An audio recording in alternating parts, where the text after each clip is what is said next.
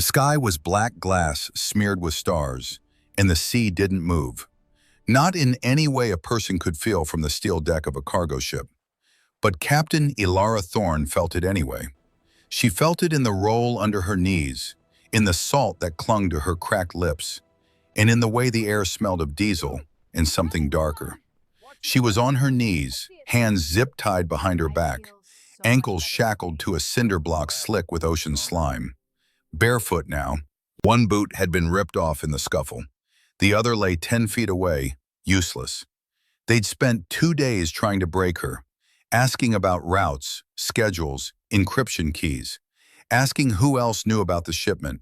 She'd given them nothing. Not her clearance level, not her team designation, not even her middle name. So they'd moved past questions into something darker. Waterboarding in a storage container. Stress positions that made her shoulders scream. Sleep deprivation while diesel engines roared inches from her head. Still nothing. That's when they decided she was more dangerous alive than useful. "Buzzards don't circle water," one of the men muttered behind her. Not a soldier's voice. Contract work, Eastern European accent, paid to do cleanup, not ask questions. Another one lit a cigarette and blew the smoke sideways. "She'll be crab meat by dawn." Neither of them used her name. That was the point. Captain Elara Thorne, Naval Intelligence, didn't exist on this boat, didn't exist on any manifest or any radio frequency or any page a satellite could read. She'd vanished 4 days ago, somewhere between Charleston and the open Atlantic. Just like they wanted. Except they hadn't expected her to still be breathing. "You sure she ain't tagged?" the first one asked. The second man reached down, grabbed her by the jaw, and twisted her face toward the ship's floodlight. Blood smeared down her temple from a cut above her brow. Her left eye was almost swollen shut. He grunted. "She's clean." They hadn't checked her wetsuit liner. Not properly. And even if they had, they wouldn't have known what to look for. The little ridged bump sewn into the seam behind her knee wasn't for comfort. It was a backup blade. Waterproof, ceramic, invisible to metal detectors. But that wouldn't matter if she hit the water wrong.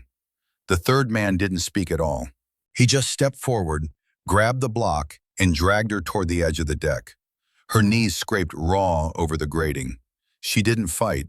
Couldn't. Not yet. Eyes half-lidded, chest heaving. She was conserving oxygen, not surrendering. The sea opened up beneath her like a black grave. Then he appeared. Viktor Kozlov. Tall, broad-shouldered, moving with the kind of calm that came from never being questioned. He stopped beside her, hands clasped behind his back, and looked down at her like she was debris left on deck after a storm. "Captain Thorne," he said. His English was clean, almost accent-free, but there was a coldness in it that no language could hide. "You Americans think you own everything. The land, the sky, the water." She didn't respond, didn't give him the satisfaction. He crouched down, bringing his face level with hers, close enough that she could smell the coffee on his breath. "Seals especially. You think because you train in water, you own it. You think the ocean respects your little badges and your flags." Her lips didn't move, but her eyes did. They locked onto his. Steady, unblinking. Victor smiled. It wasn't a kind smile. "Let's test that theory." He stood, nodded once to the man holding the block, and stepped back. "Goodbye, Captain." The block went over. She followed. Water swallowed her whole. The weight dragged her fast, faster than her lungs were ready for. But she didn't panic. She twisted just enough to take the pressure off her ribs and let the block pull her vertical. 10 feet, 20, 30, light vanished. She opened her eyes, and even in the dark, the muscle memory kicked in. Her fingers moved behind her back, searching for the blade in the seam. Found it, tilted her wrist, began sawing. She wasn't dead, not yet, not even close. But above her, on the deck of the MV Phantom Tide, Viktor Kozlov was already turning away. The cigarette smoker flicked his butt into the ocean and followed. The engines rumbled louder. The freighter began to move, slicing through black water like it had done 100 times before. None of them looked back. They didn't know what she was, not really, and that was their first mistake. 96 hours earlier, the world had been different. San Diego Naval Base, early morning. The kind of light that made everything look clean and sharp, like the whole city had been scrubbed overnight. Ilara Thorne sat in a windowless briefing room with her hands folded on the table, listening to a man she didn't trust explain a mission she already knew she'd take. The briefing officer was young, late 30s maybe, clean uniform, clean desk, the kind of guy who'd spent his career behind screens instead of in the field. He clicked through slides on a monitor while two other officers sat silent in the corner, watching her. MV Phantom Tide, the briefing officer said, tapping the screen. A cargo ship appeared, rust-streaked hull, Panamanian flag, unremarkable in every way except one. Flagged 6 weeks ago by Port Authority in Norfolk. Manifest says medical supplies and agricultural equipment. Reality says otherwise. He clicked again. A photo of wooden crates stacked in a shipping container. Stenciled labels half scraped off. She could still read the markings underneath. U.S. Navy, Mark 48 Advanced Capability Torpedoes. Her jaw tightened, but she didn't speak. Stolen from a decommissioned facility outside Norfolk, along with small arms, encryption devices, and classified navigation software. Shipments headed for Puntland. Best guess, Somali pirate networks or worse. The officer paused, looking at her like he expected a reaction. She gave him nothing. He continued, "We've got satellite telemetry showing the Phantom Tide docked in Charleston 2 days ago. Loading crew, scheduled departure tomorrow night. After that, it's international waters and we lose jurisdiction." "So intercept it," Ilara said. Her voice was calm, flat. The officer shifted. "Legals dragging their feet. Not enough probable cause for a maritime boarding without a friendly flag state. By the time we get authorization, the cargo's offloaded and scattered. Then don't ask for permission." One of the officers in the corner leaned forward, admiral's insignia on his collar. Older, 60, maybe 65, graying hair, deep-set eyes that had seen more than one bad call play out. "We need proof," he said. "Visual confirmation. Hard evidence that ties the cargo to naval theft, something a judge can't ignore." Ilara looked at him directly. "You want someone inside." "We want you inside." The room went quiet. She let the silence sit for a moment, then leaned back in her chair. "What's the play?" The briefing officer clicked to the next slide. A dockyard, workers in hard hats, cranes swinging cargo. You go in as contract labor, loading crew for the Charleston run. Plant a tracker on the hull. Get visual confirmation of the cargo, then extract before the ship leaves port. "And if I can't extract?"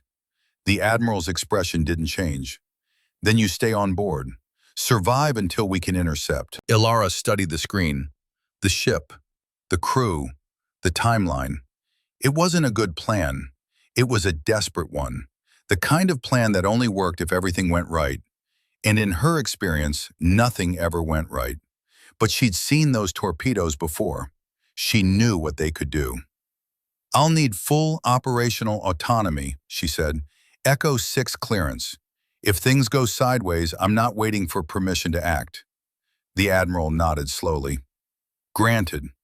And I want Blackwood read in." The briefing officer frowned.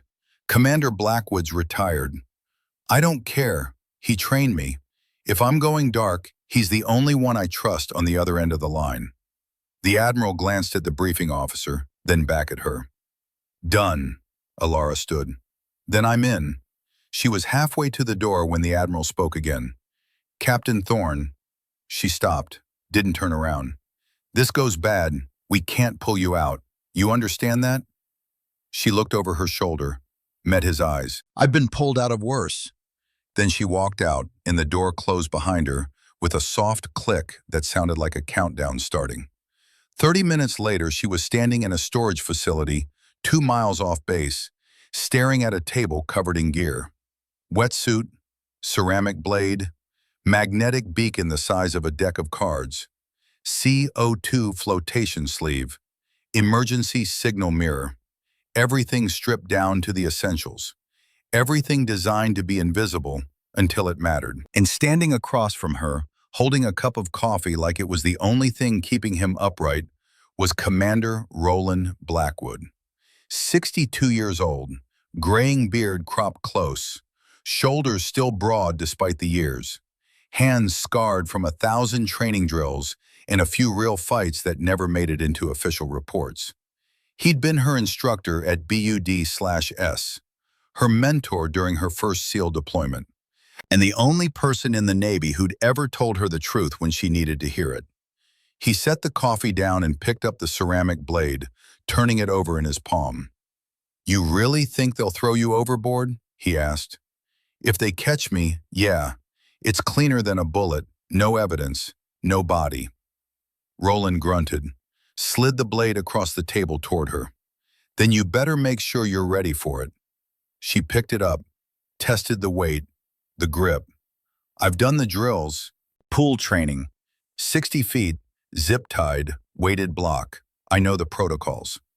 "Protocols don't mean shit when you're bleeding and freezing and the ocean's trying to kill you." She met his eyes. "You taught me those protocols. I taught you how to survive a controlled environment. This isn't controlled. This is you alone in open water with no backup, no comms, and no second chances." He leaned forward, voice dropping. "If they throw you in, Alara, you're going to want to panic. Your body's going to scream at you to inhale. You're going to see darkness and think it's over. And you don't listen. You count. You breathe when you surface, not before.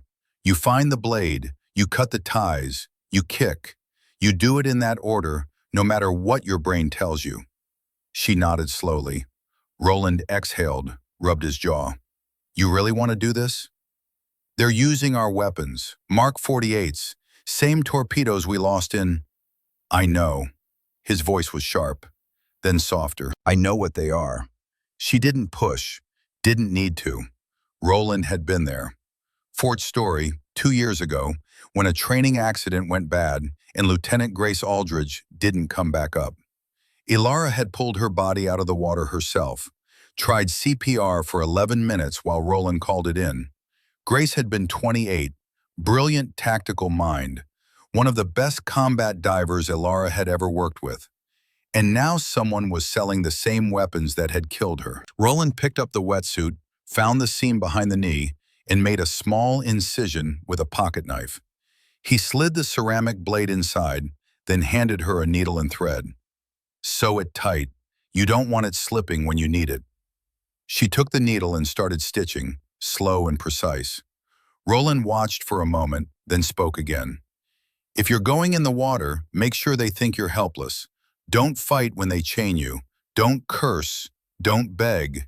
Just go limp. Let them think they've already won. And then you prove them wrong." She tied off the stitch, tested the seam. The blade was invisible unless you knew where to look. She glanced up at him. "You ever lose someone in open water?" Roland's jaw tightened. "Mogadishu, 93. My whole team went down in a helicopter over the Indian Ocean. I was the only one who made it to shore." He paused. "Spent 6 hours in the water. No gear, no flotation, just me and the current." "How'd you survive?" "I didn't think about surviving. I thought about the next stroke, then the next one, then the next one. You do that long enough, you look up and you're still alive." Ilara folded the wetsuit, set it aside. Grace's last words were, "Finish what you start, Thorne. Always." Roland's expression softened, just slightly. "Then finish it." She nodded, picked up the magnetic beacon, clipped it to her belt. "If this goes bad, it won't. If it does, then I'll be listening. You ping that beacon, I'll move heaven and earth to get you out." "But Alara," he waited until she looked at him. "Ocean doesn't care about training.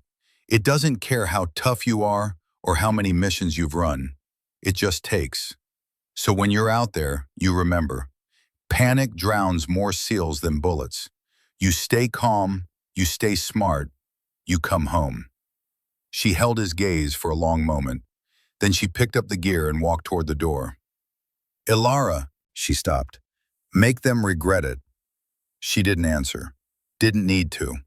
The look in her eyes said everything. 24 hours later, she was standing on a loading dock in Charleston, South Carolina, wearing coveralls and a hard hat, blending into a crew of 30 contract workers hauling crates onto the MV Phantom Tide. The ship was uglier up close, rust bleeding through old paint, deck plating warped from years of saltwater abuse. But the cranes were running smooth, and the cargo kept moving, crate after crate, most of it legitimate, agricultural equipment, medical supplies, exactly what the manifest said. But Ilara knew better. She'd spent the morning watching the loading pattern, the way certain crates were handled differently, the way two men in civilian clothes stood apart from the crew, watching every move with a kind of attention that didn't come from union wages. One of them was Viktor Kozlov. She didn't know his name yet, but she knew the type. Former military, Eastern European. The way he moved, the way he scanned the dock, the way his hand never strayed far from his jacket. He wasn't here to supervise cargo. He was here to protect something. And she was going to find out what. She waited until the shift change. Chaos on the dock as workers clocked out and new ones clocked in. She slipped past the checkpoint with a group heading below deck, then peeled off down a side corridor while voices echoed behind her. The lower hold was darker, narrower, pipes dripping condensation, the smell of diesel fuel thick enough to taste. She moved quietly, boots barely whispering against steel grating, until she found what she was looking for. A cargo container. Reinforced locks. No markings except a serial number spray-painted on the side. She knelt, pulled a small pry bar from her belt, and worked the lock. It gave with a soft click. Inside, wooden crates, stacked floor to ceiling. She pulled one forward, found the seam, and cracked it open. Mark 48 Advanced Capability Torpedoes. U.S. Navy stencil half scraped off but still visible. Her jaw clenched. She pulled out her phone, snapped 3 photos from different angles, then closed the crate and backed out of the container. She moved quickly through the cargo hold, staying low, until she reached the hull access panel. The magnetic beacon was no bigger than a deck of cards, disguised as a rusted hull plate. She peeled off the adhesive backing, positioned it on the interior hull plating port side, midline, and pressed hard. The device activated with a faint click. Green LED blinked once, then went dark. Transmission live. She had maybe 30 seconds before, "You lost?" She froze, turned slowly. Viktor Kozlov stood in the corridor behind her, hands in his pockets, expression calm. But his eyes weren't calm. They were sharp, calculating. "Wrong turn," she said, kept her voice steady, bored even. "Looking for the head. Bathroom's 2 decks up." He didn't move. "You're new. Started today. What's your name?" Sarah Collins." The cover identity slid out smooth. She'd rehearsed it 100 times. Victor studied her, too long, too carefully. Then he stepped aside, gestured down the corridor. "Bathroom's that way." She nodded, walked past him, feeling his eyes on her back the whole way. She didn't look back, didn't run, just kept walking until she reached the stairs and climbed back up to the main deck. Her heart was pounding, but her hands were steady. The beacon was planted. The photos were secured. All she had to do was get off the ship before it left port. Simple. Except 12 hours later, when the Phantom Tide was 30 miles offshore and the coastline was a memory, Viktor Kozlov walked into the crew quarters and dropped her military ID onto the table in front of her. "Sarah Collins," he said softly. "Except that's not your real name, is it?" And that's when Ilara knew the plan had just gone sideways. They didn't waste time. 2 men grabbed her before she could react, slammed her face first into the bulkhead, and zip-tied her wrists behind her back. She didn't fight, not yet. Fighting now would only make them more careful, more thorough. She needed them to think she was helpless. Victor stood in the doorway, watching as they hauled her upright. Blood dripped from her nose where it had hit the wall, but she didn't wipe it away, just stared at him. "Who are you?" he asked. She said nothing. He nodded to one of the men. A fist drove into her stomach. Air exploded from her lungs. She doubled over, gasping, but still didn't speak. Victor crouched down, bringing his face level with hers. "You planted something on my ship, a tracker. Where is it?" She met his eyes, said nothing. Another punch, this one to the ribs. She heard something crack, felt fire spread across her side, but she kept her mouth shut. Victor stood, brushed off his pants. "Take her to the container. We'll see how long she lasts." They dragged her below deck, past crew quarters, past the engine room, all the way to the cargo hold where the stolen weapons sat in their crates. They threw her inside a storage container, chained her wrist to a support beam, and left her there in the dark. The door slammed shut, lock clicked. Ilara leaned back against the wall, breathing through the pain, and started counting. Guard rotations, 8-hour shifts, 3 men per rotation, 2 posted outside the container, 1 roaming the hold. She had 48 hours before they either got what they wanted or decided she was more trouble than she was worth. She was betting on the latter, and when that happened, she needed to be ready. They came for her every 6 hours. Sometimes it was waterboarding, sometimes stress positions. Sometimes they just beat her and asked questions she wouldn't answer. "Who sent you? Who else knows? What agency? What backup?" She gave them nothing. Not her rank, not her clearance, not even a curse word. SEER training had taught her that pain was just noise. Loud, overwhelming noise. But still just noise.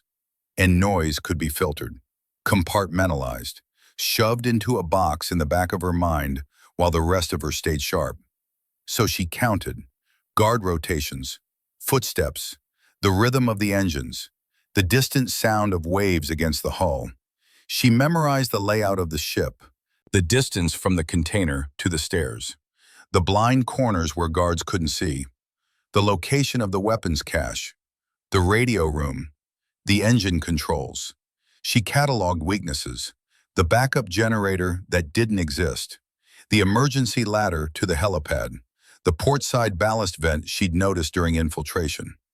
And when Victor came to see her on the second day, she was ready. He walked into the container with his hands behind his back, looking at her the way someone might look at a stray dog. Curious, mildly annoyed. "You're tougher than I expected," he said.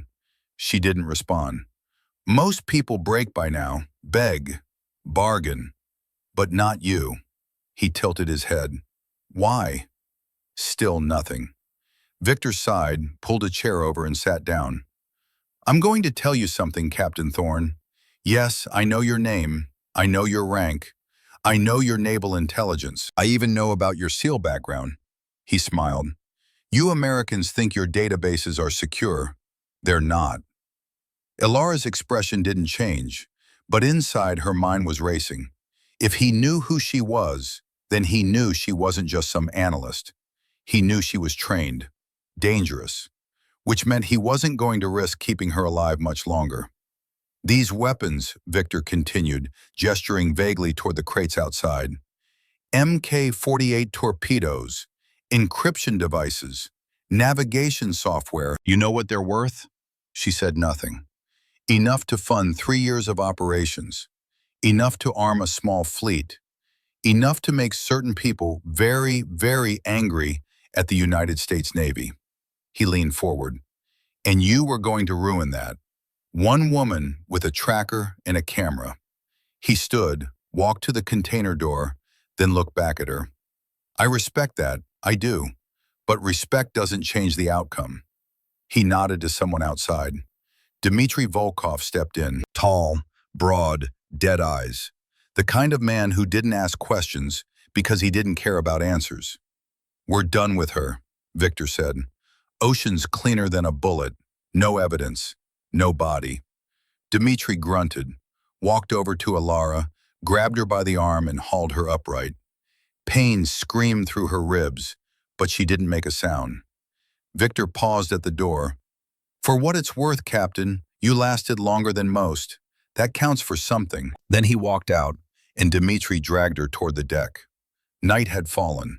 The ocean was black and endless, stars scattered above like broken glass.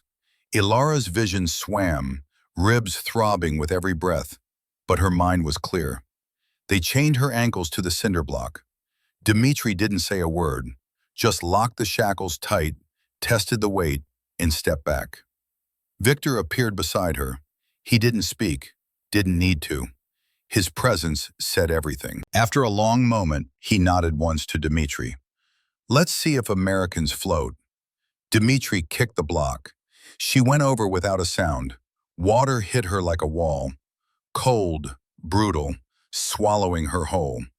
The weight dragged her down fast, chains biting into her ankles, zip ties cutting into her wrists. 10 feet, 20, 30. Light faded. Pressure built. Her lungs screamed. But her hands were already moving. Behind her back, searching, finding the seam in her wetsuit. The blade was exactly where Roland had sewn it. She tilted her wrist, began sawing. Above her, the MV Phantom Tide's engines rumbled louder, and the ship started to move. Victor stood at the rail for a moment, watching the place where she'd gone under. Then he turned and walked away. He didn't look back. He didn't know what she was, not really, and by the time he figured it out, it would be too late. Because Alara Thorne wasn't drowning, she was just getting started. The blade was sharp. Roland had made sure of that. But underwater, with hands numb and wrists twisted behind her back, sharp didn't mean easy. It meant possible. And possible was all she needed. Ilara twisted the ceramic edge against the zip tie, feeling the serrated teeth catch and pull. The block kept dragging her down. 40 feet, 50. Her ears popped. Pressure squeezed her skull like a vice, tightening one rotation at a time. She didn't think about the surface, didn't think about air. Thinking about what she didn't have was how people drowned. She thought about the next pull, the next scrape of blade against plastic. The tie was industrial grade, 3/8 inch thick, rated for 250 pounds of tensile strength. But tensile strength assumed even pressure. Assumed the restraint wasn't being sawed at by someone who'd spent 6 months in BUD/S, learning exactly how to escape from worse. 60 feet down, the tie snapped. Her hands came free. She immediately grabbed for her ankles, fingers finding the shackle locks. But these weren't zip ties. These were steel. Old iron padlocks that Victor's crew had probably been using for decades. No key, no weakness, just rust and weight and ocean pulling her deeper. 70 feet. Her lungs were starting to burn now. Not screaming yet, but aware, making their presence known. Reminding her that she was 30 seconds from critical, maybe 45 if she stayed calm. She kicked once. Testing, the block barely shifted. Too heavy, too much momentum. She couldn't swim up with it, and she couldn't break the chains. But she could break herself free from them. Ilara bent her knees, drawing her legs up as tight as the shackles allowed, then drove both feet down onto the block with everything she had. The chains went taut. Her ankles screamed, but the shackles, rusted and old, shifted slightly against her skin. She kicked again, harder. The metal bit deeper, tearing skin, drawing blood that dissolved into black water. But the shackles moved another quarter inch. Third kick. The left shackle slipped over her heel. She yanked her foot free, skin tearing, blood blooming, and suddenly she had one leg loose. The block tilted, spinning slightly, pulling her sideways. She used the momentum, twisted her right ankle, ignored the pain, and pulled. The shackle caught on her ankle bone. Held. She pulled harder, feeling tissue compress, feeling metal scrape bone, and then it gave. Her foot came free in a hot rush of pain that barely registered because she was already kicking upward. The block disappeared into the dark below her. Gone. Irrelevant. Ilara kicked toward the surface. Her lungs were past burning now. They were clenching, spasming, her body screaming at her to inhale. Open your mouth. Breathe.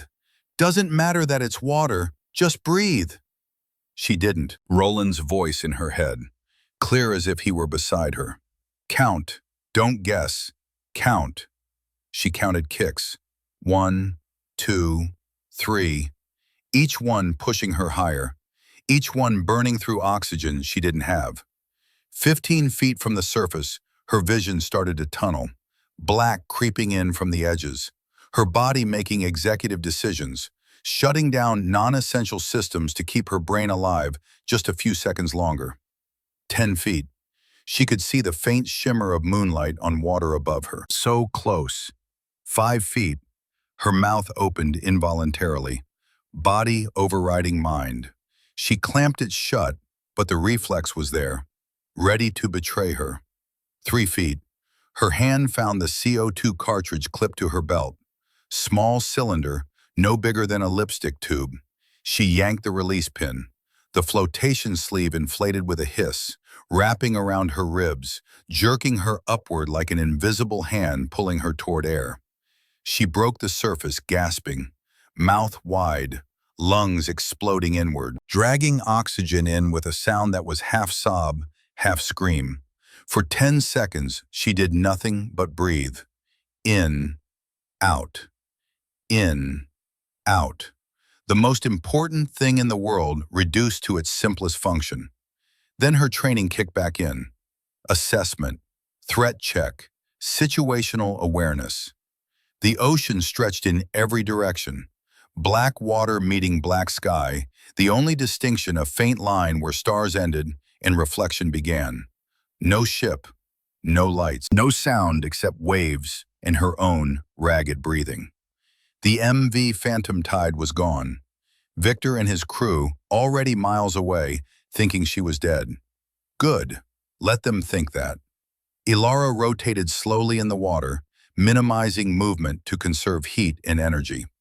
The flotation sleeve kept her mostly upright, head above water, but it wasn't a life vest. It was a survival tool. Enough buoyancy to keep her from sinking, not enough to keep her comfortable. Her ankles throbbed, blood still seeping from where the shackles had torn skin. Not arterial, not immediately dangerous, but in open ocean, blood meant attention. And attention in open ocean meant things with teeth. She pulled the cord from her wetsuit's inner seam, the same cord Roland had shown her how to braid years ago. Waterproof. Tensile strength rated for climbing.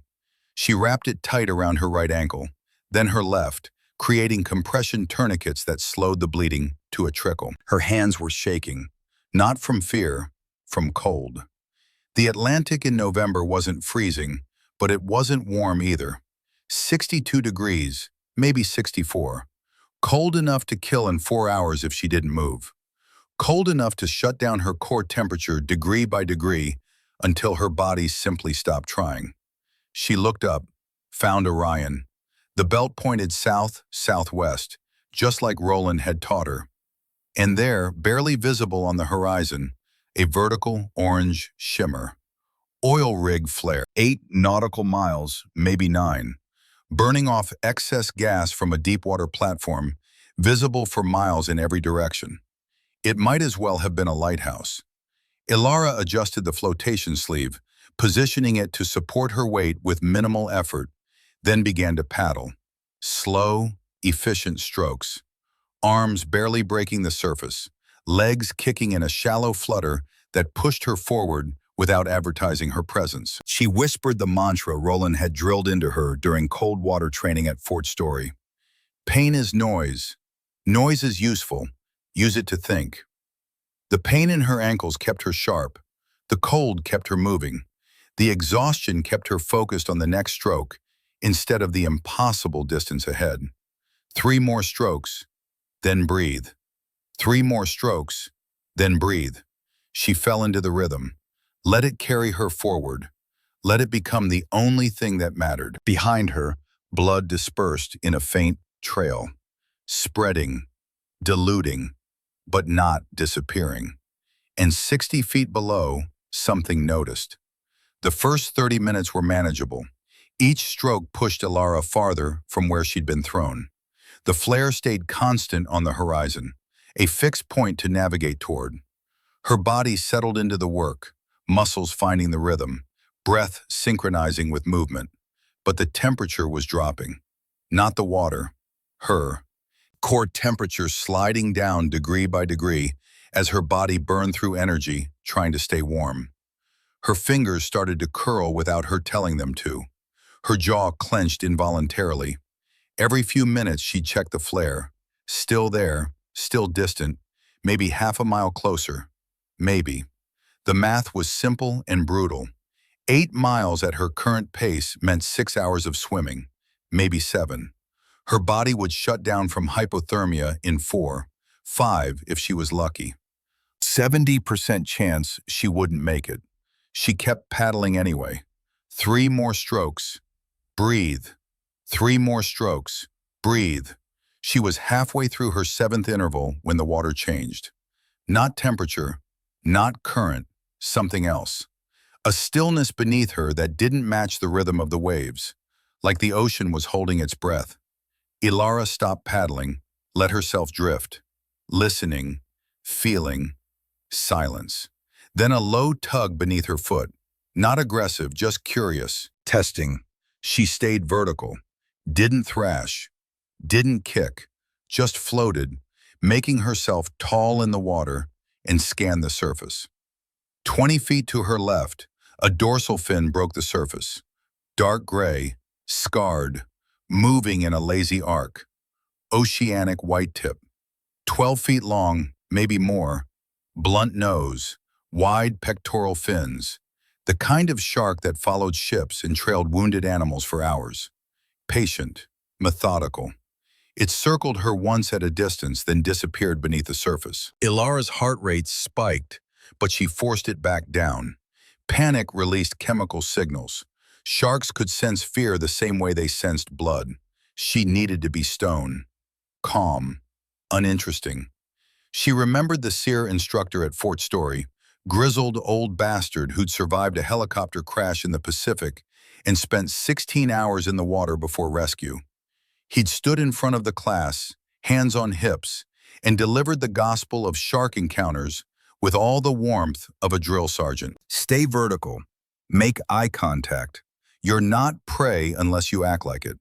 And if it comes at you, you hit first. Gills, eyes, snout. You make it hurt enough that it decides you're not worth the effort. The shark came back, closer this time. Close enough that Ilara could see the pilot fish swimming alongside it. Close enough to see the scars crisscrossing its hide. It veered right, then curved back, testing her.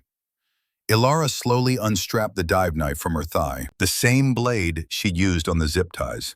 Still sharp, still ready. Her hands were stiff from cold, grip weak, but she switched to reverse grip and held it low against her leg. The shark disappeared again.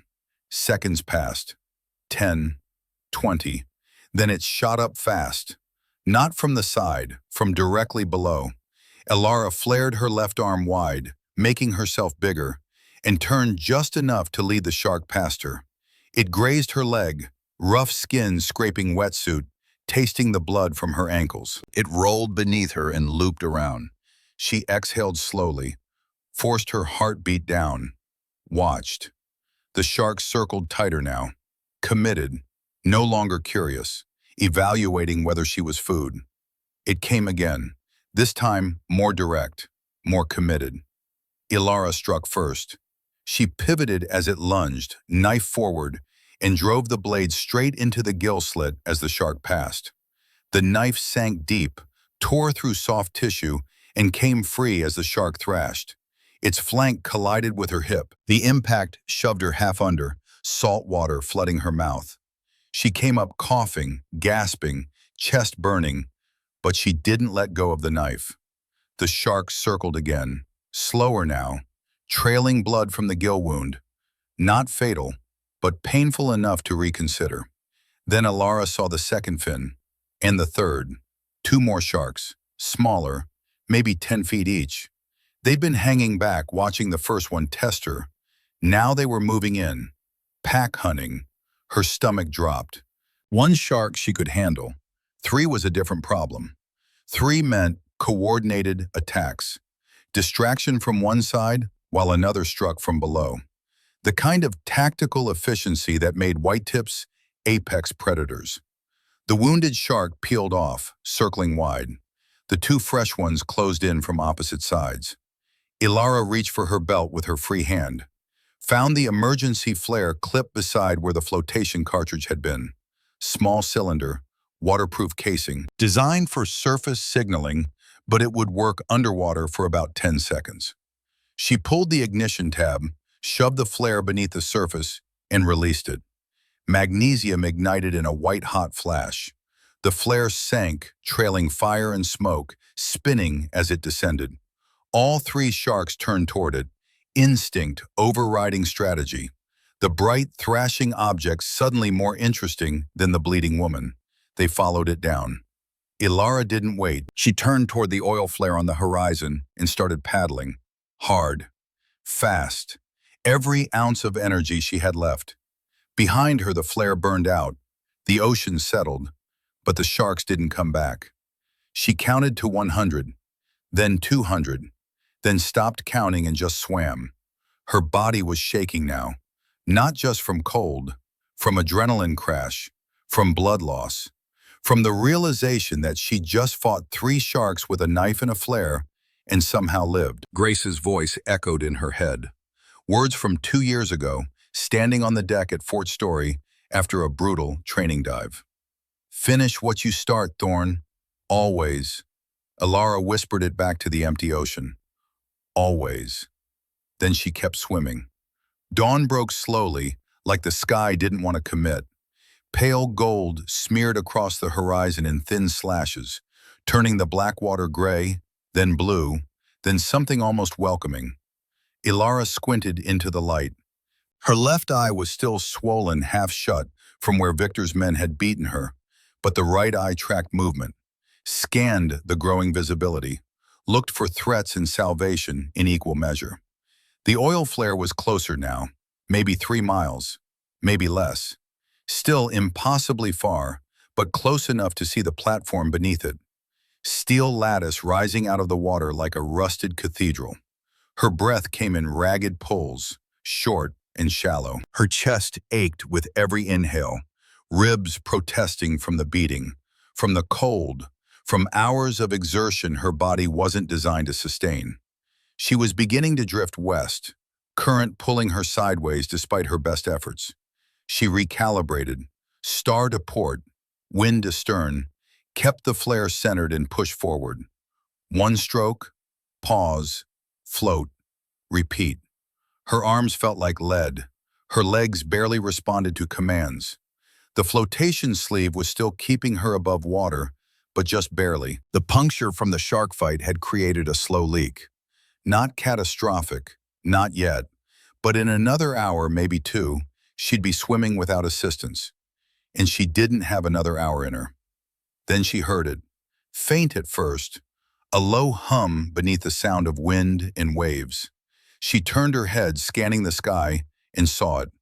A black dot cutting across the pale morning, angular wings, twin engines, moving fast and low. MH-60 Seahawk, Navy bird. Ilara's heart lurched. She reached for her belt with fingers that could barely close anymore. Swollen, stinging, white at the knuckles from cold and restricted circulation. Her hand found the signal mirror, retractable cord, reflective surface no bigger than a playing card. She yanked it free, angled it toward the sun, and caught the light. Flash. Pause. Flash. Flash. 3 seconds. SOS. Repeat. Her hands shook. The angle slipped. She corrected. Flashed again. Flash. Pause. Flash. Flash. The helicopter was too high, Too fast. It would pass overhead in seconds and never see her. Just another piece of debris in an ocean full of nothing. She flashed again, desperate now, ignoring the cramp in her hand, the exhaustion, the voice in her head saying it was already too late. Flash. Pause. Flash. Flash. Inside the Seahawk's cockpit, Lieutenant Bryn Calloway leaned forward, eyes scanning the instruments. The sensor operator beside her tilted his head. We just passed a glint off the water. 11 o'clock low. Calloway glanced at the coordinates. Reflection. Probably wave scatter. Too rhythmic, the operator said. He adjusted the thermal scan, zooming in. And we've got a heat bloom, barely human temperature, drifting southeast. The crew chief leaned between them. Could be a decoy. They've used mirrors on buoys before. Draw us in, ambush on approach. No signal buoy registers on sonar in these waters, the co-pilot said. And we've got a weird secondary ping, passive signature, military grade. Calloway's jaw tightened. She banked the bird hard left, dropping altitude fast. Not a decoy. Decoys don't bleed. She keyed the radio. Romeo 6 to base. We've got possible survivor in the water, coordinating rescue approach. Back on the surface, Elara kept flashing. Her vision was starting to swim now. Black edges creeping in, her body shutting down non-essential systems. Hypothermia making executive decisions, but she didn't stop. Flash. Pause. Flash. Flash. The helicopter's rotor wash hit her like a wall. Sudden, violent, churning the water into foam. Wind tearing at her face, her hair, the flotation sleeve. She looked up. The MH-60 was circling now, nose tilted, side door open. A figure in a dry suit leaned out, scanning the water. Elara let her head fall back, let the water hold her. For the first time since Victor kicked that block, she stopped kicking, and the ocean held her. Hands grabbed her seconds later. Tactical gloves, strong, certain. A voice shouted over the rotor noise, "U.S. Navy, you're safe." She opened her eye, tried to speak. Her lips moved, but no sound came out at first. Just air. Then, barely a whisper. Tracked vessel. The rescue swimmer froze mid-lift, water streaming off his dry suit. Say again? Elara Thorne, Captain, Naval Intelligence. The words came out like shattered glass. Beacon, still active. Freighter. The swimmer's expression changed. Recognition. Shock. He keyed his radio. Romeo 6, we've got Captain Elara Thorne. Repeat, Captain Thorne, she's alive.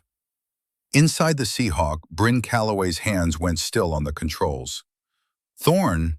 Intelligence officer reported missing 4 days ago? Affirmative, the swimmer said. And she's saying something about a beacon and a freighter. Calloway exchanged a glance with her co-pilot. Get her up. Now. The rescue sling wrapped around Elara's torso, straps cinching tight across her ribs. Cold hands braced her neck as the winch engaged. Then the ocean dropped away. One moment black water, the next air and spray and rotor wash. She rose through it all, boots trailing, blood from her ankles dripping into the void she'd just escaped. The Seahawk's skids caught sunlight as gloved hands reached out and hauled her through the door. Get her down, now! Someone shouted. The cabin was hot, loud, voices overlapping, equipment clanking, doors rattling. Elara hit the stretcher and someone immediately pressed a thermal blanket to her chest. A medic leaned over her, cutting through her wetsuit, peeling it back. Her skin was pale gray, marked with pressure lines from the flotation gear. He tapped her cheek gently. Ma'am, stay with me. What's your name? She turned her head. Barely. Her lips moved. Elara Thorne, Captain. Good, where are you hurt? Everywhere. Her voice was hoarse. Cracked. Ribs. Ankles. Hypothermia. Another medic appeared with an IV kit. BP's tanking. 82/43. She's freezing from the inside out. Run saline with heat packs, the first medic ordered. He looked back at Alara. Captain, we need to get you to a hospital. You're in bad shape. She grabbed his wrist. Her grip was weak, but insistent. No, turn around. Turn around where? She lifted her other hand, shaking, pointed east through the open door toward the horizon. Freighter, weapons, stolen Navy ordnance, 2 hours max before dock. The cabin went still. The crew chief stepped forward. You have proof? Planted beacon before capture, lower hull, port side. She coughed, tasted blood. Tracking signature should still be live. The sensor operator spun his screen around, fingers flying over the interface. She's right. Weak ping telemetry. Signature matches military-grade passive tracker.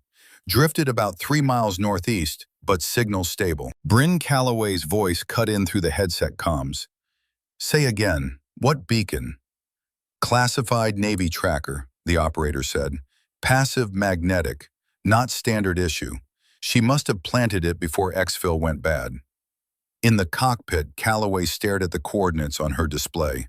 The blinking dot, the trajectory vector. She'd been flying search and rescue for 8 years. She knew when something was bigger than a pickup. Ma'am, the medic said, turning back to Alara, you need medical evac. You're septic. Core temp is critical. You won't last another. They threw me overboard 4 hours ago, Alara interrupted, her voice stronger now, fueled by something the medic recognized as pure, stubborn will. They think I'm dead. If you move now, they won't run. If you wait, they dock in Puntland and offload before anyone can build probable cause. The crew chief keyed his mic. Pilot sees echo clearance, operational authority. Calloway hesitated. She's barely conscious. She planted a tracker on a hostile vessel, survived interrogation, got thrown in the ocean, fought off sharks, and stayed alive long enough for us to find her. The chief's voice was flat, certain. If she says turn the bird, we turn the bird. Silence on the comms. Then Calloway's voice, quiet but resolved. Romeo 6 to Seahorse Command. We have Captain Alara Thorne aboard. Alive. Critical condition. She's requesting intercept authority on target vessel M.V. Phantom Tide. Advise. Static. Then a different voice. Command authority. Admiral level. Romeo 6, medical evac is priority. Return to base immediately. Alara tried to sit up. The medic pushed her back down, but she spoke loud enough for the mic to catch it. I'm invoking Echo 6 field clearance. Authorization Thorne 77 Delta. Operational command transfers to asset in theater when chain is compromised. I'm the asset. Turn this bird east and get me to USS Colorado. Now. More silence. Then the Admiral's voice again, colder.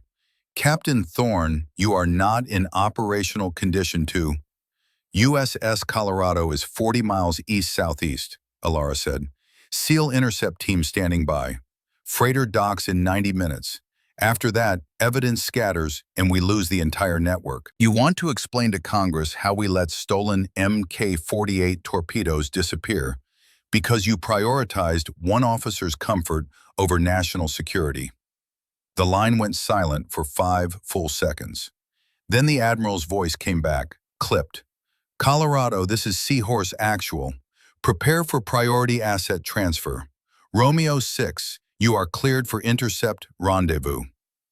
Bryn Calloway didn't wait for confirmation. She banked the Seahawk hard east, nose dropping, engines roaring as the bird sliced across open water.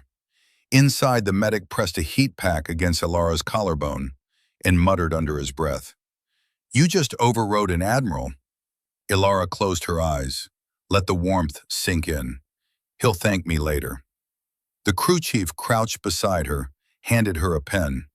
Before you pass out, write the rendezvous coordinates, somewhere we can see them. She took the pen. Her hand shook so badly she could barely hold it, but she pressed it against the back of her other hand and scrawled numbers. Latitude, longitude, intercept vector. When she finished, she let the pen drop and looked at the chief. "Tell Colorado I'm coming aboard. Tell them to prep SDVs in full tactical loadout." Her voice was fading now, exhaustion finally catching up. "And tell Commander Blackwood I kept my promise." The chief nodded, keyed his radio. Outside, the ocean blurred past beneath them. The sun climbed higher, and somewhere ahead, invisible beyond the horizon, a black steel submarine was already beginning its ascent. Ilara let her head fall back against the stretcher. Let the medics work. Let the helicopter carry her forward. She'd survived the ocean. Now she was going to make Viktor Kozlov regret ever hearing her name. The USS Colorado surfaced like something prehistoric. Black steel breaking through blue water, shedding ocean in curtains that caught the light and fell away. Silent running breached, ballast tanks venting, the sail cutting upward until the whole boat sat low and dark against the horizon. From the air, it looked like a knife left in still water. Bryn Calloway circled once, adjusting approach angle, while the crew chief opened the side door and rigged the transfer line. Wind roared into the cabin. Ilara felt it on her face, cold and sharp, cutting through the heat packs and thermal blankets. Below, figures appeared on the submarine's deck. Black dry suits, tactical gear, moving with the kind of efficiency that came from doing this 1,000 times. The Seahawk descended. Rotor wash hammered the surface, turning calm water into chaos. The stretcher line lowered, and Ilara went with it, strapped tight, spinning slightly as the wind caught her. She didn't look down, just focused on breathing, on staying conscious, on not passing out before she could finish what she'd started. Her boots touched steel. Hands grabbed the stretcher, steadied it, and carried her toward the hatch. She caught a glimpse of faces, hard, professional. One of them locked eyes with her for half a second.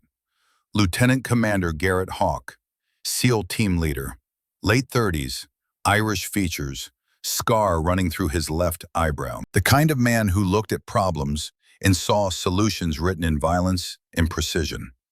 "Captain Thorne," he said, not a question, a confirmation. She nodded. "You look like hell. You should see the other guys." A ghost of a smile crossed his face. Then he gestured to his team. "Get her below," medic standing by. They carried her through the hatch, down a ladder that clanged under boots, into the guts of the submarine. The air changed immediately. Warmer, recycled. The smell of electronics and diesel, and something metallic. They moved her into what looked like a combination briefing room and infirmary. Later on a table, a Navy corpsman appeared, older, weathered, and immediately started checking vitals while another tech set up IV lines. Hawk stood at the edge of the table, arms crossed, watching her with the expression of someone trying to decide if she was an asset or a liability. "You're septic," the corpsman said flatly. "BP's still in the basement. Core temp is climbing, but barely. You need a hospital." "I need an SDV and a team," Ilara said. Her voice was stronger now, the warmth and IV fluids bringing her back from the edge. "How long until intercept window?" Hawk didn't answer immediately. He pulled out a tablet, brought up a tactical display, and turned it toward her. The screen showed a map overlay, a blinking red dot moving northwest along a shipping lane. "Your beacon's still transmitting. MV Phantom Tide, confirmed. Currently 73 nautical miles from Puntland Dock. ETA 94 minutes at current speed." Ilara studied the screen, forced her vision to focus despite the exhaustion. "Distance from our position? 32 miles. We can intercept in 40 minutes if we push." "Then push." Hawk set the tablet down. "With respect, Captain, you're in no condition to run an operation. You can barely sit up." She met his eyes. "I planted that beacon. I survived 72 hours of interrogation. I memorized ship layout, guard rotations, cargo locations, and structural weaknesses while they were beating me. You don't have that intel. I do. We can get that intel from you right now. You brief us, We execute.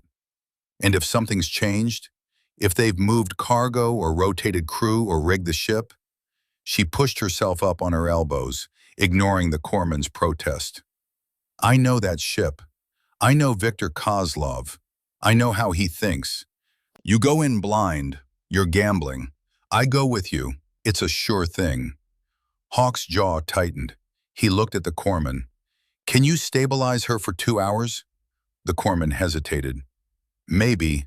IV antibiotics, adrenaline shot, compression wraps. But after 2 hours, she crashes hard. And I mean hard. Sepsis doesn't wait. Then stabilize me, Ilara said. 2 hours is all I need. Before Hawk could respond, a voice cut through the room. Deep, gravelly, familiar. Hawk, listen to me. Everyone turned. A speaker on the wall crackled with static, then cleared. The voice came through again. I trained that woman. I taught her cold water survival, tactical insertion, and how to stay alive when everything's going sideways. If she says she can do it, she can. Ilara's chest tightened. Roland. Hey, kid. Commander Roland Blackwood's voice carried warmth, despite the electronic distortion. You scared the hell out of me. Told you I'd finish what I started. Yeah, well, you're making me look bad. I said you'd last 48 hours. You lasted 96 and came back angrier. A pause. Now make them regret throwing you in my ocean. Hawk looked at the speaker, then at Ilara. Blackwood vouches for you? He trained half the SEAL teams in the Atlantic, Ilara said, including yours. Hawk's expression shifted slightly, respect edging into the skepticism. He exhaled through his nose, then nodded to the corpsman. Stabilize her. Full combat protocol. She's going in. The corpsman muttered something under his breath but got to work. I-5 antibiotics. Compression bandages around her ribs and ankles. An injection of epinephrine that hit her system like lightning and brought the world into sharp focus. Ilara swung her legs off the table, tested her weight. Pain flared, but it was manageable. Distant. She could work through it. Hawk handed her a tablet. Show me the ship layout. She took it, pulled up a blank schematic, and started drawing from memory. 8 hostiles confirmed, 3 per guard rotation. They work 8-hour shifts, so right now, you're looking at the midday crew. Less alert, more predictable. Her fingers moved across the screen, marking locations. Container arrangement blocks upper deck access here and here. Weapons cache is mid-deck hold, starboard side. Victor's quarters are forward, just below the bridge. Weak points? Hawk asked. Engine room. No backup generator. You cut main power, they're blind and deaf for 45 seconds before emergency lighting kicks in. That's your window.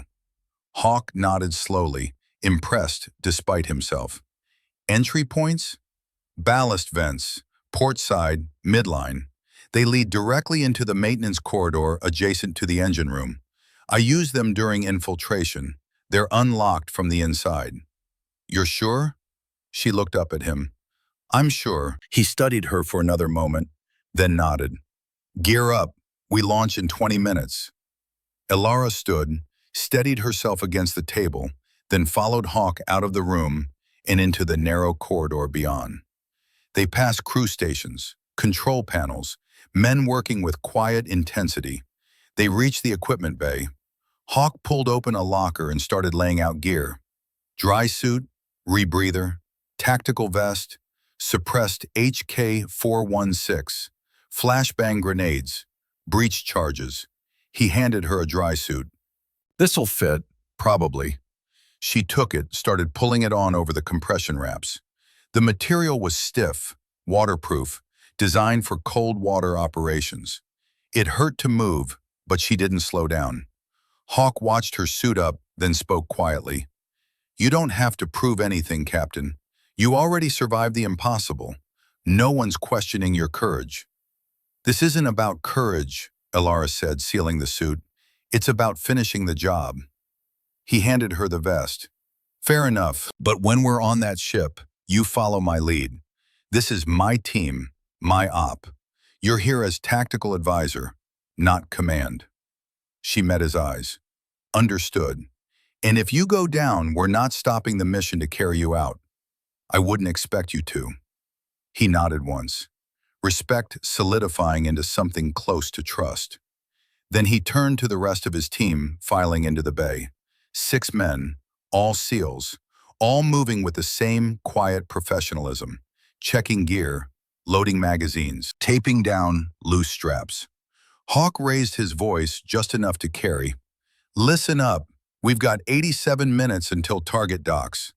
Intercept window is tight. SDV insertion from the east. Silent approach. Captain Thorne has full ship intel, and she's riding with us. One of the SEALs glanced at Alara, then at Hawk. She good to dive? She just swam 8 miles in open ocean after being thrown overboard, Hawk said.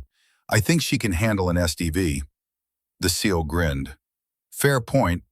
Alara pulled on the rebreather harness, adjusted the straps, checked the oxygen mix. Everything felt familiar. Muscle memory from 100 training dives. She might be half dead, but she knew how to do this. Hawk stepped closer, lowered his voice. One more thing. If Victor's on that ship when we breach, what's your call? Capture or kill? Alara didn't hesitate. Capture. He's worth more alive. Testimony, intel, network connections. And if he doesn't give us a choice? She checked the magazine on her rifle, slapped it home. Then we make it quick. Hawk smiled, cold, predatory. I think we're going to get along just fine, Captain. 20 minutes later, they were in the water. The SDVs launched from the Colorado's dorsal hatch like shadows detaching from something larger. 2 vehicles, 3 operators each. Battery silent propulsion, thermal camouflage, invisible to sonar. Alara was crammed in the rear compartment of the lead SDV, pressed between Hawk and another SEAL, chest tight against her knees. The rebreather fed her oxygen in steady rhythm. The viewport showed almost nothing, just dark water and the faint glow of bioluminescence trailing off the hull. Her beacon pulsed on the heads-up display, a steady heartbeat guiding them forward. 30 miles, then 20, then 10.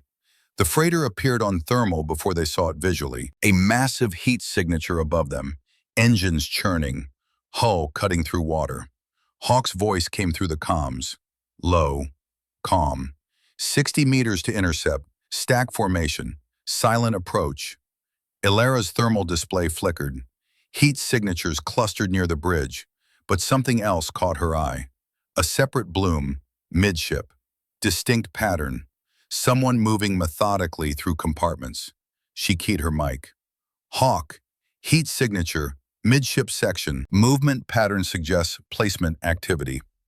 Placement? Explosives. Her stomach dropped. He's rigging scuttling charges. Right now. Hawk's voice went flat. ETA to intercept? 4 minutes. How long to arm standard charges? Alara's mind raced through every demolitions course. 6 minutes if he's thorough, 3 if he's rushing. Then we breach in 3. All teams, double-time approach. The SDVs surged forward, propulsion kicking harder. The element of surprise was gone. Now it was a race. The SDVs angled upward, rising toward the underside of the MV Phantom Tide. The hull loomed like a wall of darkness. Rust, barnacles, shadows. Alara's hand found the beacon location. Port side, midline, still transmitting, her beacon. Hawk tapped her shoulder, pointed. The ballast vent was exactly where she said it would be. A grated opening, partially corroded, leading into the ship's interior. The team detached from the SDVs, 6 frogmen moving through black water with barely a ripple.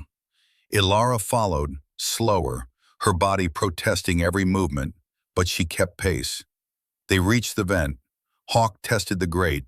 It moved. Alara had been right. Unlocked. He pulled it open. One by one, the team slipped inside.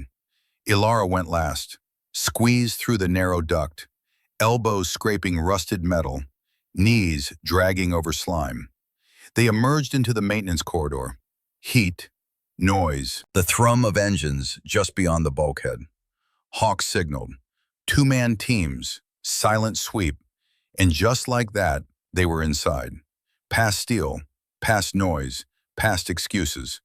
The hunted had become the hunters, and Viktor Kozlov had no idea what was coming for him.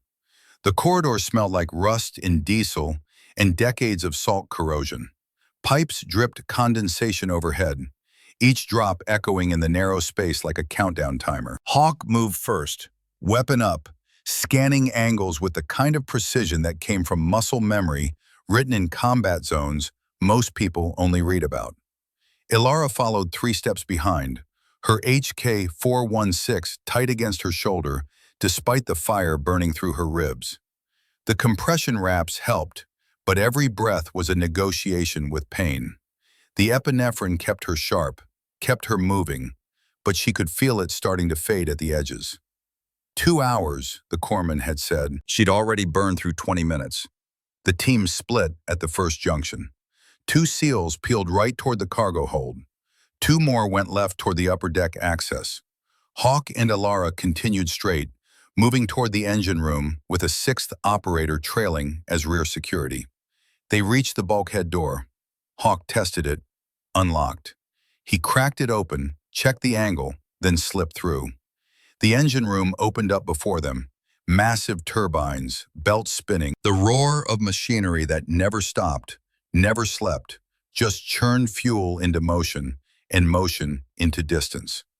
2 guards stood near the control panel, cigarettes, bored expressions. One of them laughed at something the other said. Hawk didn't give them time to react. 2 suppressed bursts. Frit, frit, frit, frit. Both guards dropped before the cigarettes hit the floor. The SEAL behind Ilara moved forward, dragging the bodies behind a turbine housing. Hawk was already at the control panel, fingers moving over switches and breakers. 30 seconds until power cut, he said into comms. All teams, confirm position. The radio crackled. Cargo team in position, cache confirmed. MK-48s, encryption devices, navigation software, everything she said.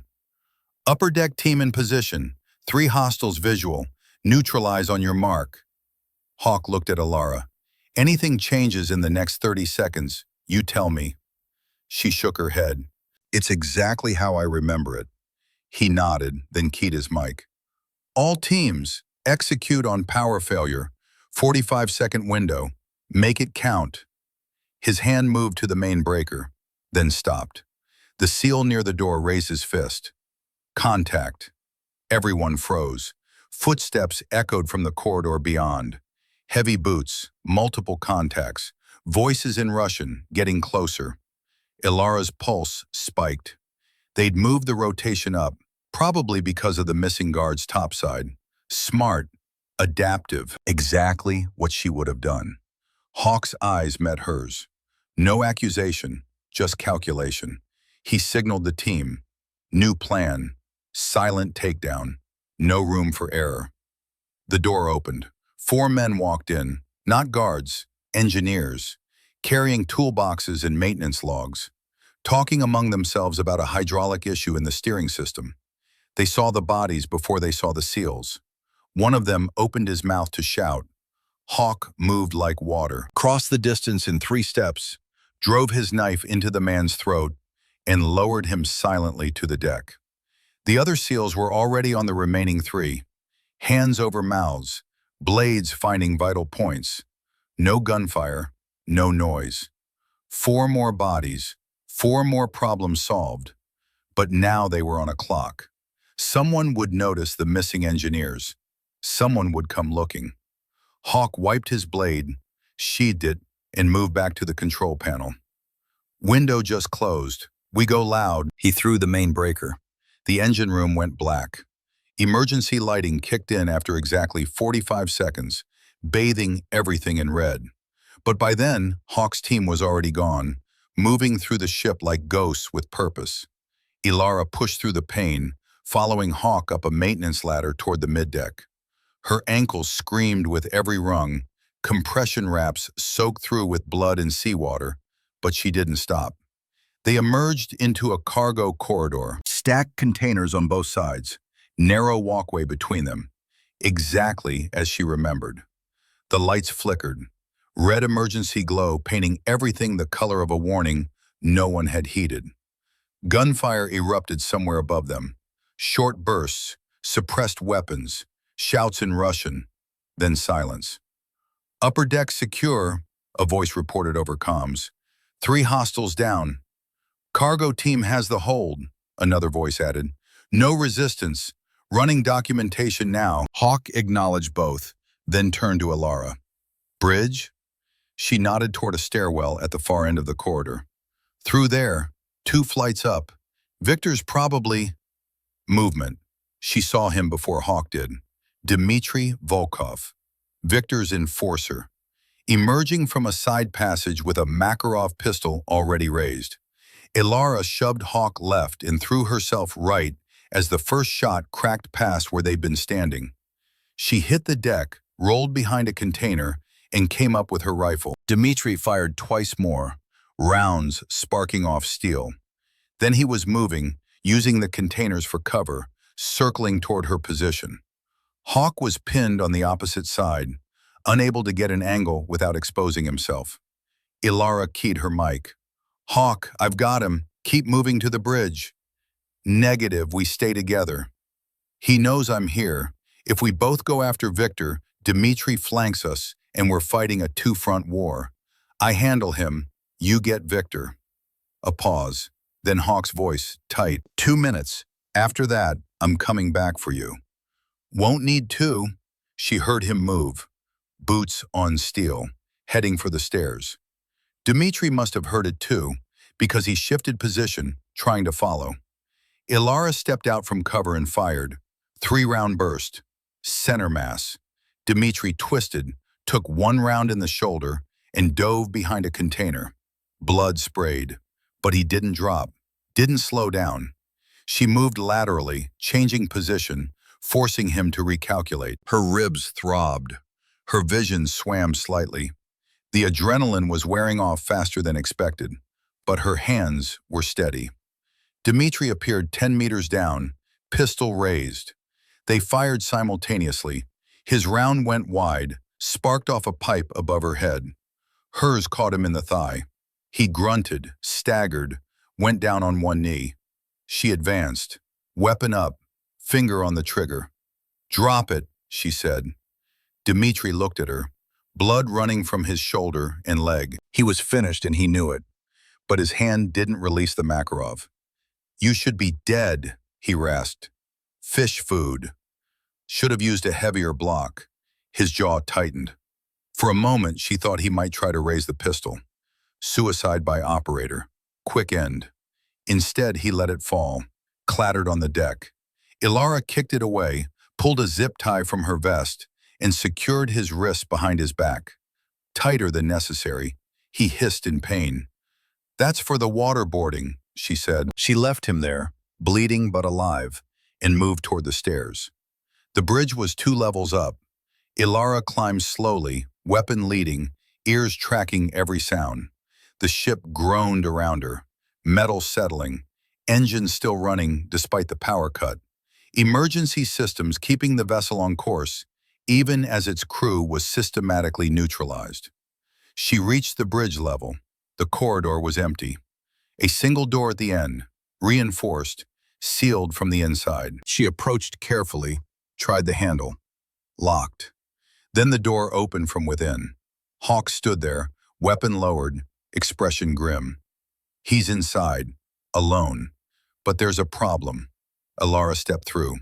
The bridge was larger than she'd expected.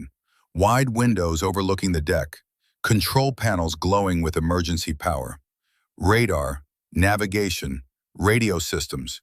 And in the center, standing beside the helm, was Viktor Kozlov. He looked exactly as she remembered, calm, controlled, hands clasped behind his back like he was posing for a portrait, except his right hand held a detonator. Captain Thorne, Victor said, no surprise in his voice, just acknowledgement. I knew the ocean wouldn't take you, too stubborn to drown. Ilara raised her rifle.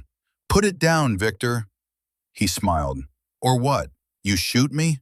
The detonator is dead man's switch. I let go, scuttling charges detonate. This ship sinks in 4 minutes with all your evidence aboard. Hawk stepped to the side, flanking, but Victor shook his head. I see you, Commander. You move closer, I drop it early. Everyone dies. Americans love their heroic sacrifices, yes? But I think Captain Thorne has had enough swimming for one day. Ilara's mind raced, scuttling charges. He'd rigged the ship to sink rather than let them take it. Smart, desperate, but smart. How many charges? She asked. Victor's smile widened. Enough. Placed strategically. Hull integrity fails, water rushes in, ship goes down.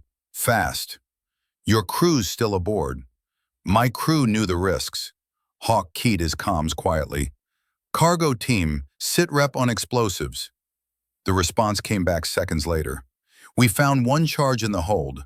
Active timer, 15 minutes in counting. Working on defusal now. Victor heard it through Ilara's earpiece. His expression didn't change. Only one? Your team is thorough, but there are 4 more. You'll never find them all in time. Ilara lowered her rifle slightly, showed her palms, non-threatening. Victor, you're not walking away from this. You know that. Ships surrounded.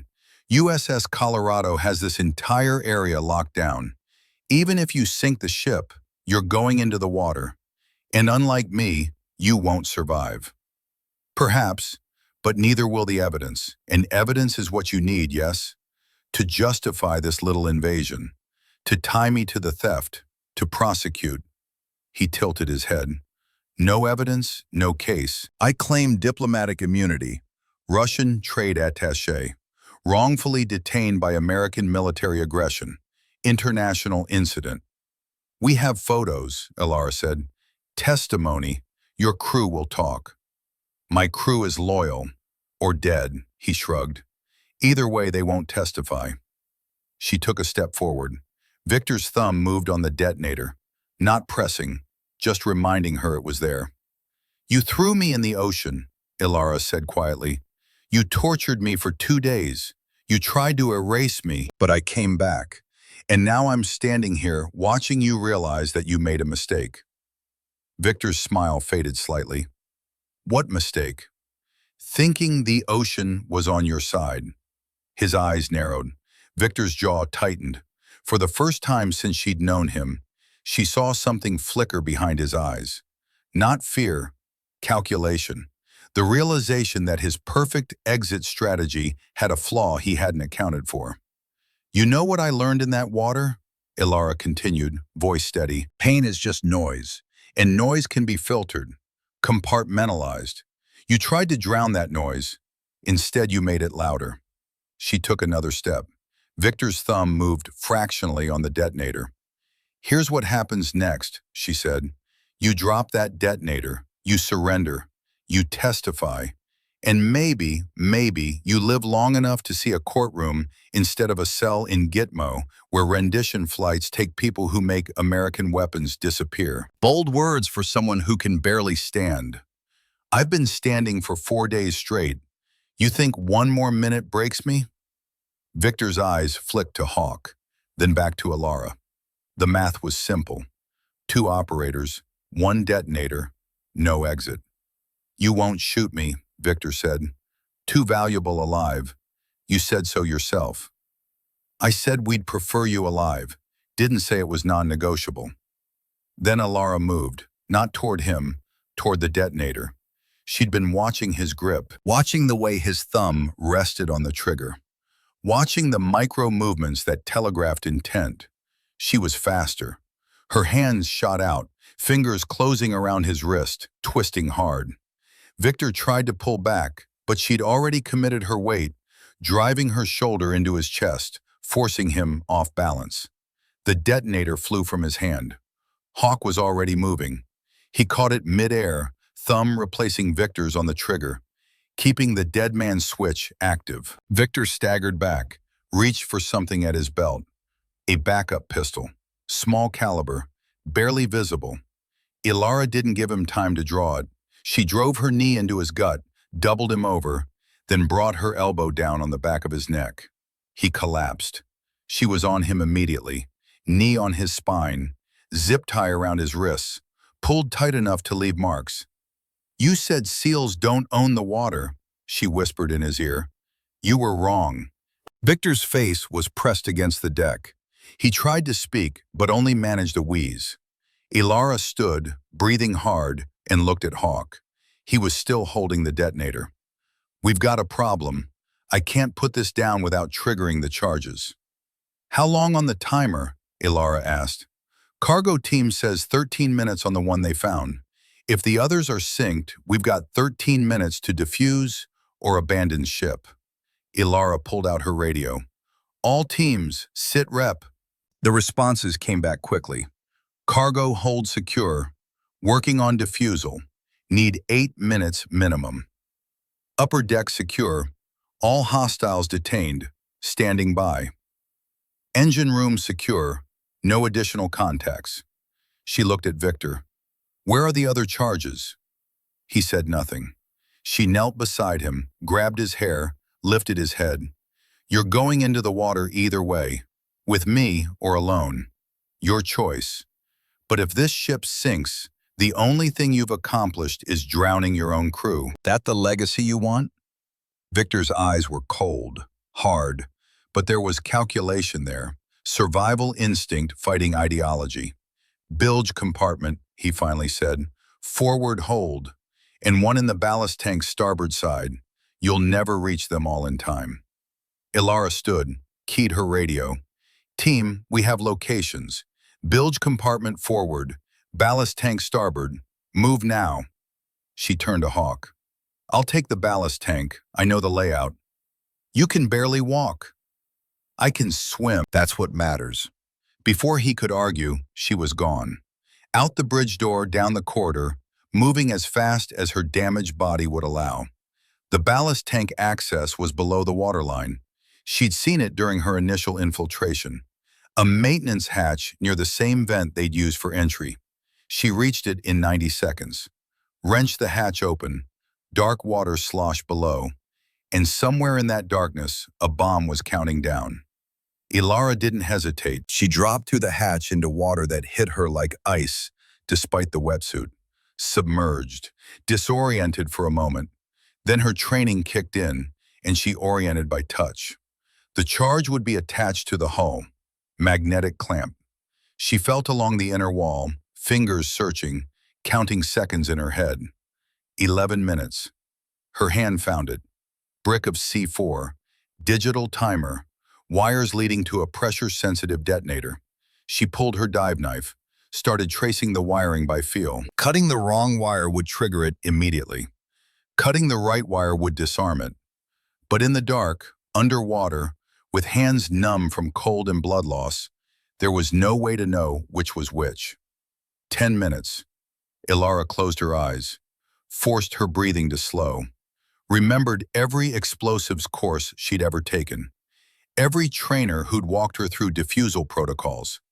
Red wire to positive, black to negative, green to timer, yellow to pressure sensor. She found the yellow wire, followed it to the junction, and cut. The timer kept running. 9 minutes. She cut the green wire. The timer stopped. For a moment, she just floated there in the dark water, holding the disarmed charge, waiting to see if she'd missed something.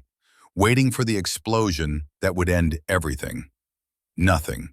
She surfaced, gasped, and keyed her radio. Ballast charge disarmed. Hawk's voice came back. Cargo hold charge disarmed. Bilge compartment charge disarmed. That's all of them. Ilara pulled herself out of the tank, collapsed against the bulkhead, and let the exhaustion wash over her. Her body was shutting down. The adrenaline finally gone. The pain no longer distant, but immediate and overwhelming. She heard boots. Hawk appeared, saw her condition, and immediately called for the medic. "It's done," she said, her voice barely above a whisper. "We got them all." Hawk crouched beside her. "Yeah, we did. You did." She closed her eyes. Let the darkness start to creep in. But before it took her completely, she heard voices on the radio. Colorado, this is Seahawk Romeo 6.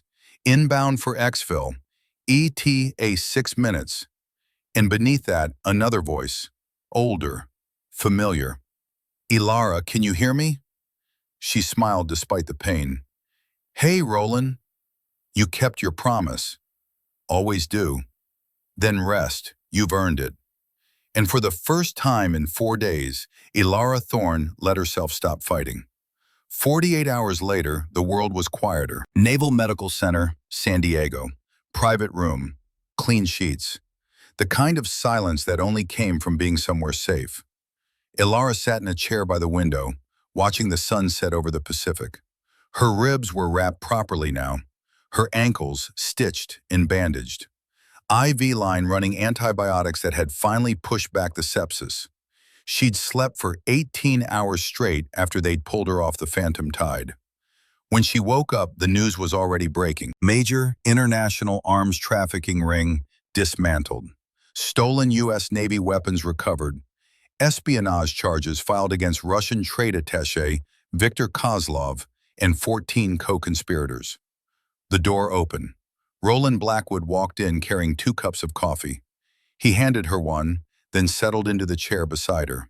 For a moment, neither of them spoke. Just watched the light fade over the water. They're calling you a hero, Roland finally said. Ilara sipped her coffee. They're calling me reckless. Both can be true. She smiled slightly. Admiral wasn't happy I overrode him. Admiral can file a complaint, but he won't, because you were right and he knows it. Roland leaned back. Victor's already started talking, gave up his entire network, supply routes, contacts, buyers. Turns out diplomatic immunity doesn't cover treason and espionage. Good. The MK-48s are back in custody. Encryption devices, navigation software, everything. You saved a lot of lives, Ilara. She turned to look at him. I was thinking about Grace. Roland's expression softened. Yeah? She used to say, finish what you start, Thorne. Always. I thought that meant I had to survive every mission, come home every time. But that's not what she meant. What did she mean? She meant finish the mission, even if it costs you, even if it scares you, even if you have to go into the ocean with chains around your ankles and no guarantee you're coming back up. Ilara's voice was quiet, certain. She meant don't quit, ever. Roland nodded slowly. She'd be proud of you. I hope so. They sat in silence for another minute. Then Roland spoke again. Hawk came by earlier, said his team wants you on permanent rotation if you ever get tired of intelligence work. Ilara laughed. It hurt her ribs, but she didn't care. Tell him I'll think about it. Will you? Maybe, after I can walk without limping. The door opened again. Garrett Hawk stepped in, followed by 2 of his SEALs. They were carrying something, a wooden plaque, custom engraved. Hawk walked over, handed it to her. From the team, figured you earned it. Ilara looked down at the engraving. Captain Ilara Thorne, Naval Intelligence / SEAL MV, Phantom Tide Operation. They threw her in the ocean. She brought back the tide. Her throat tightened. She ran her fingers over the letters. Thank you, she said quietly. Hawk nodded. You ever need backup, Captain, you call. Anytime, any place. I will. He and his men left. The room settled back into quiet. Roland stood, stretched. I should let you rest. Roland, he paused at the door. Thank you. For everything. The training, the blade, the voice in my head telling me not to panic. He smiled. That's what mentors do. We give you the tools. You're the one who uses them. Still, thank you. He tipped an imaginary hat. Anytime, kid. Anytime. After he left, Ilara sat alone with her coffee and the plaque in the sunset. She thought about the ocean, about the weight dragging her down, about the sharks in the cold and the certainty that she might not make it. But she had made it, because Navy SEALs didn't just survive the water. They understood it, respected it, used it. And when the world tried to drown them, they came back stronger. Ilara set the plaque on the windowsill where the last light caught the engraving. Then she stood, slowly, carefully, and walked to the window. The Pacific stretched endlessly before her, dark now, calm, waiting. She pressed her palm against the glass. "I'm not done yet," she whispered to the ocean, to Grace, to herself. And somewhere out there, beneath the waves, the tide turned. 72 hours after that, Ilara Thorne walked out of Naval Medical Center under her own power. Limping, bandaged, but walking. Roland waited by his truck, arms crossed, looking like he'd been there all morning. "Where to?" he asked. She climbed into the passenger seat, winced as her ribs protested, then looked at him. "Arlington. I owe someone a visit." He nodded, started the engine. They drove in silence through San Diego, onto the highway, letting the miles pass without needing words.